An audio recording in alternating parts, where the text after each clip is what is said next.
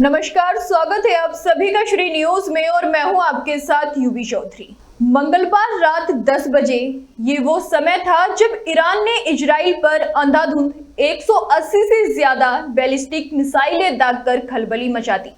Israel के 1 करोड़ से ज्यादा लोगों को बॉम्ब शेल्टर्स में शरण लेनी पड़ी। ईरान ने इन हमलों के साथ दो टूक कहा कि उसने हिजबुल्लाह चीफ हसन नसरल्लाह और इस्माइल हानिया की मौत का बदला लिया है।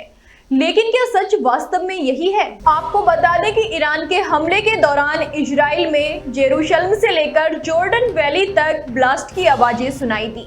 इजरायली सेना ने कहा कि इजराइल का एयर डिफेंस सिस्टम पूरी तरह से एक्टिव था। अमेरिका और ब्रिटेन ने भी इजराइल की रक्षा में मुस्तैदी दिखाकर मिसाइलों को हवा में ही मार गिराया। इन हमलों के बाद जेरूशलम के पास एक सीक्रेट बंकर में नेतन्याहू की अध्यक्षता में सिक्योरिटी कैबिनेट मीटिंग हुई।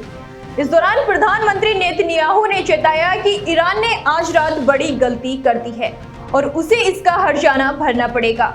नेतन्याहू ने कहा कि इजराइल पर ईरान का हमला पूरी तरह से असफल रहा। इजरायली एयर डिफेंस सिस्टम की वजह से ईरान के हमले को नेस्तनाबूद कर दिया गया। एक और महत्वपूर्ण तथ्य ये है कि इजराइल पर हमले के लिए ईरान ने जिन मिसाइलों का इस्तेमाल किया है वो फतह मिसाइलें थीं, जिन्हें ईरान ने स्थानीय स्तर पर ही बनाया था। ईरान ने इन मिसाइलों का इस्तेमाल पहली बार किया है। ऐसे में एक्सपर्ट्स ये भी कह रहे हैं कि हो सकता है इन मिसाइलों की मारक क्षमता उस स्तर की नहीं थी जिससे बड़ा नुकसान हो सके। गौरतलब है कि बीते कई महीनों से इजराइल की आक्रामकता बढ़ी है। वो एक एक कर अपने दुश्मनों को निशाना बना रहा है। हमास चीफ हानिया के खात्मे के बाद इजराइल ने हाल ही में हिजबुल्लाह चीफ हसन नसरल्लाह समेत रिवोल्यूशनरी गार्ड्स के deputy commander brigadier general Abbas Nilforoushan को भी मार गिराया था।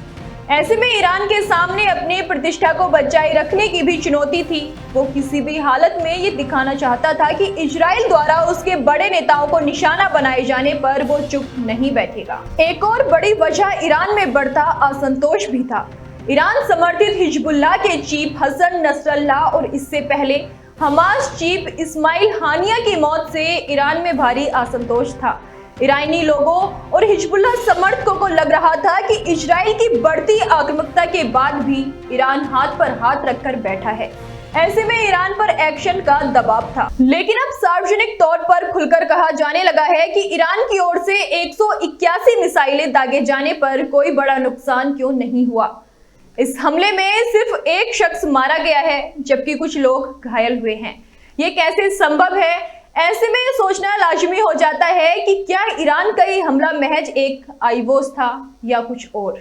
फिलहाल मेरे साथ इतना ही। ऐसी ही तमाम बड़ी खबरों को जानने के लिए देखते रहिए श्री न्यूज।